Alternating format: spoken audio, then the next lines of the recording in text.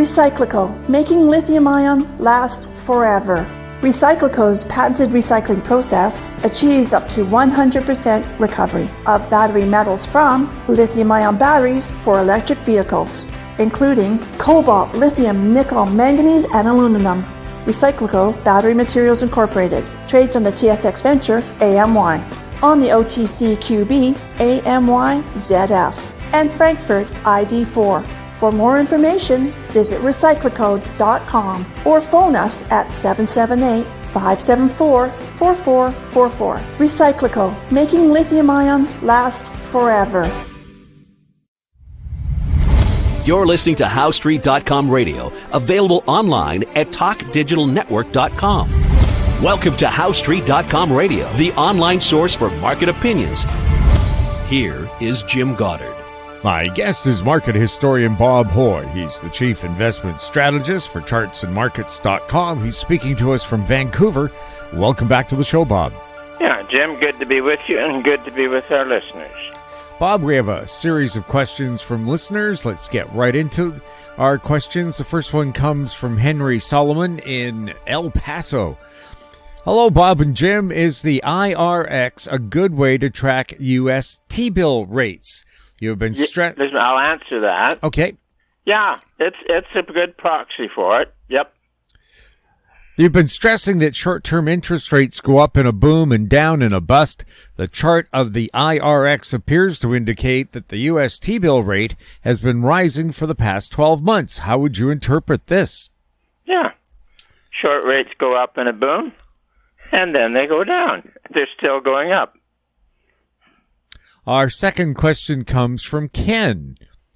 Hi, Bob and Jim. Following your line of thinking that with the current inversion of the yield curve, a recession will ensue, thus heralding a decline in short-term interest rates. With that scenario, what would you project might be the 10 and 30-year U.S. Treasury bond rates, and how long might it take to reach those levels? Yeah, good question. The interest rate market gets very complex, so we'll just give it a little wrap here. Once it gets into the contraction, T-bill rates will go down. Junk will go no bid, so rates go soaring up. And then even for long-dated treasuries, every great financial boom, you adjust it for the rate of inflation. And real long rates go down in the boom, and then they go up, and they go up really big time. So there will be time, junk bonds will go no bid, and there will be times when longer dated treasuries will get hit as well. It's not even a trader's market for long treasuries unless you're very nimble. So, and then on the longer picture, there are two things that define the end of the long contraction. One is very low commodity prices, and the other is low, long-dated interest rates in the treasuries. Lastly, from our friend... Now we got another question. Yes, we do. Question. Yeah, another two questions here from Ken. Yeah. If your related hypotheses is correct and the U.S. moves to a currency backed by gold, what might be a reasonable dollar price for an ounce of the yellow metal? Yeah, that's a good question. Some of the gold bugs out there think that for every dollar that's floating around out there, you have to have a dollar's worth of gold to back it. But no, if you look back to the example with the President Grant administration in the 1870s, that bubble completed in 1873, and then you went into the contraction. And I think it was 1875 when President Grant then decided that the currency, even the former greenback, was now gold-backed, and on a certain date, say 1878, and everybody was worried that there'd be too much of a demand for gold. But as we know, currency is much more convenient to use than gold. So there was more gold came into the treasury than went out. So as to going back on a gold standard, my guess is it'll be at whatever the market is, and then you have a new point in history where the full faith and credit of the government will be to honor that gold standard, gold convertibility. Yeah. Lastly, from Ken, if the world moves in the direction of sound money, will the watchword then be, don't take any wooden bitcoins? Very good, Ken. I like that one. Yep. Our next question comes from our good friend Bert Venkenbach. Good morning, Bob and Jim. Bob always says that in a credit contraction, the dollar will get considerably firmer. I have no doubt about that, but recently the dollar broke downwards from its 5-month consolidation pattern. How serious is this, and what are the consequences? Thank you, and have a nice weekend. Yeah, good. Thanks, Bert. Yeah, that was a nice long base was building with some pretty big swings in it for the DX, but here's the curiosity, and I wrote it up in yesterday's piece. In May, the dollar index, the DX, rallied up to 104 when everybody was worrying about inflation. And then they come out with the inflation numbers back down to 3, and in a few months it'll be back down to 2, and then after that it's 0. But at any rate, so with the backing off of inflation, the U.S. dollar sold off very hard. I think it's just, a loss of confidence in the administration, possible constitutional crisis coming up, all kinds of things going on out there. I don't think it's setting a downtrend. I think it's just one of those strange whacks in the market, and it should find stability in here somewhere. Some questions from me, Bob. Yeah. GICs in Canada now are paying about 5.5%. How do they stack up against short-term Treasury bills? Well, Treasury bills are lower. Yeah. Well, simple as that. Yeah. And well, you got a difference in quality. Yeah. So GICs have more risk, so you get a higher yield. Now, also, I found out from a recent article, there's limitations in the amount of cash you can take across a border in most countries. The mob is getting around that by using Pokemon cards, which, if a certain Pokemon character has pretty well a set value if you're a collector, there's no limit on the number of Pokemon cards you can import or export. Apparently, mobsters in London love Pokemon cards, and now the shops that sell them are being robbed because those cards are worth more than their face value. Oh, my God, what a story, Jim. That's incredible. And I think this is a lesson. If governments think cash, a black market currency won't develop if they outlaw cash and just have digital currency so they can track everything you do, the mob has already found a way around it. Oh, yeah. And this is the irony, is the government will come in with fixed prices. And then, of course, there's naturally going to be a black market. But, hey, that's a real market. I would suggest that the black market is the price fix that the government's put on. So, and it's throughout history, and then in the collapse of Europe with World War II, the American cigarettes became the item that was used for trade. Also soap and nylons. Oh, yeah, but mainly the cigarette. A carton of cigarettes would buy you a whole lot, so, yeah. Yeah, a real bargain, especially for non-smokers. Yes. We'll take a look at some interesting headlines next with Bob Hoye. Don't miss out. Stay informed. Receive the HowStreet.com weekly recap with thought-provoking podcasts, radio, and articles delivered to your inbox. Sign up for the HowStreet.com weekly recap on our homepage at HowStreet.com. Welcome back. We're speaking with Bob Hoye. Bob, some of the headlines that caught your eye today. Fed officials say higher rates are needed to reach 2% inflation goal. The latest inflation numbers from the U.S. say inflation is now 3% there. Yeah. Yeah, this is bureaucratic thinking. They just don't get it. So the Fed was, because T-bill rates were going up in the boom, the Fed was forced to raise rates. hey, there's some irony there, because with the short rates going up higher than long rates, the yield curve inverted. And whenever the yield curve inverts, it's inevitably followed by a recession. So then why was the Fed raising short rates? Interventionist central banking, it really is mind-boggling. So, but at any rate, the intrusion by the Fed will soon see to be a massive blunder. So, Bob, isn't it true that just one interest rate hike takes up to a year and a half to be felt by the economy, and they've done half a dozen? No, that's wrong thinking, Jim. Short rates go up during a boom.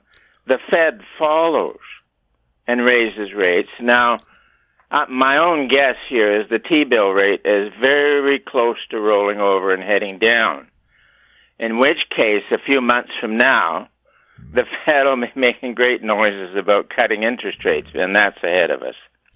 Headline from Rolling Stone, that giant in the economic magazine business.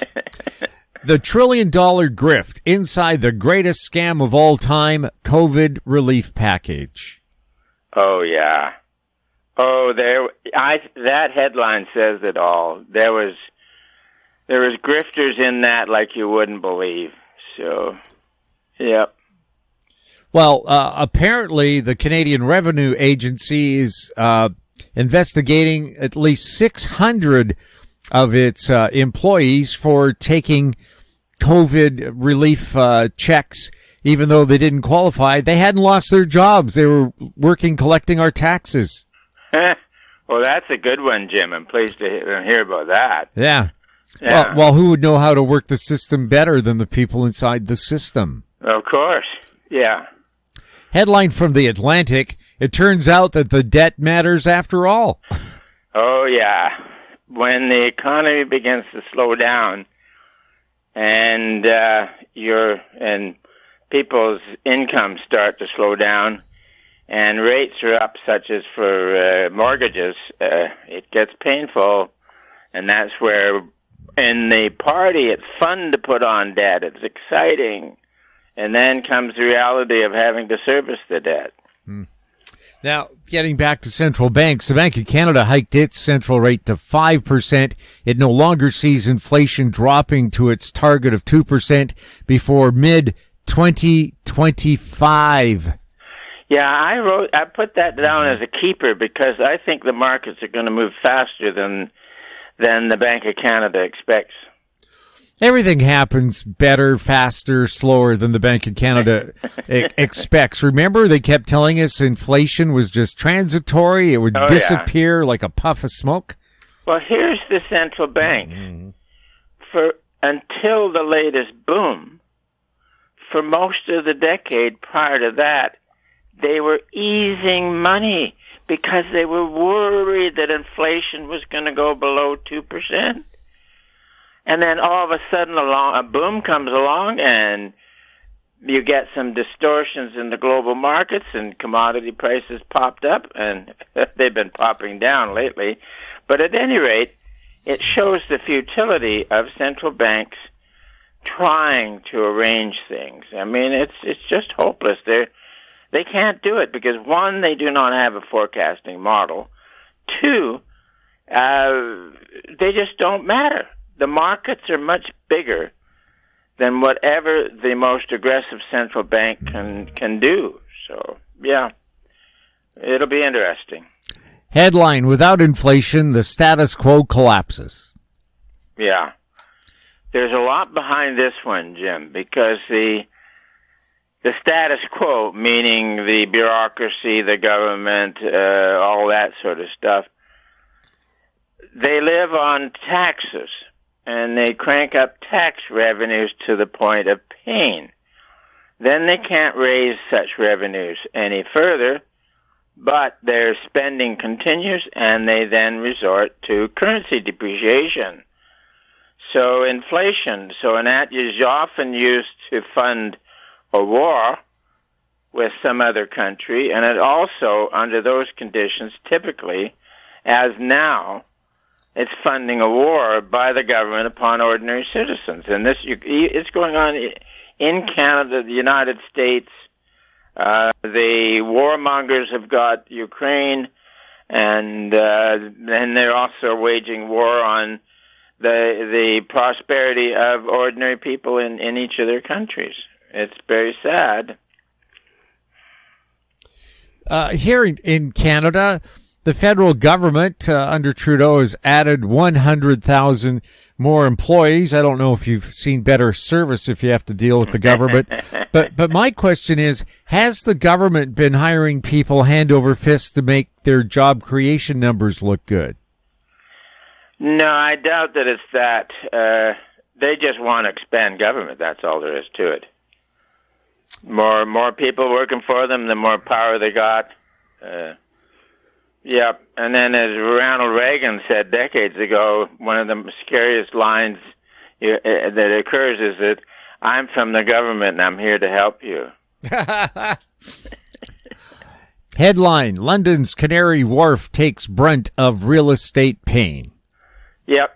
Major development in that Canary Wharf over many decades, but it looks like the current owners are having a little problem. And quite a few years ago, the Grants Interest Rate Advisor did a wonderful study on real estate in Manhattan after 1929, and they used the Excelsior Life building at the time as recently built. And the pattern was that the then, at the top in 1929, equity owners and the mortgage people then, they went broke. Then the next set of equity owners and mortgage people went broke and went on through the 1940s, and it finally kind of ended in the 1950s when real estate gradually began to improve. So there are times when real estate can be a problem, and a post-bubble contraction, real estate can be a problem for a couple of decades. London's Canary Wharf is where all the warehouses were in London in the Second World War that were bombed out. They were still bombed out when I visited London in the late 70s. Oh, really? Yeah. It was tremendous. The bomb damage in that city was unbelievable, and it took them so long to repair it. But every time there's been a problem with real estate in England, Canary Wharf is always the first place to feel it, it seems to me. So many buildings have gone bankrupt there. Yep. Yeah. Now, two connected headlines. Running out of juice. Unsold electric cars piling up on dealer lots, and U.S. EV market struggles with price cuts and rising inventories. Yeah, people are finding that, like, maybe a nice ordinary car is $45,000. The equivalent in EV is about $60,000. And then they're finding that extra amount of money that you have to pay off, you never get it back. So it's just money into the system. And the irony with electric cars is those who buy them, of course, are being virtuous because they're driving this clean car. But then the elements and metals and all the toxic stuff that goes into it means that in order to make that car, you got to mine some pretty nasty stuff and mess up the environment. And then you've got the batteries, and they can blow up in an instant.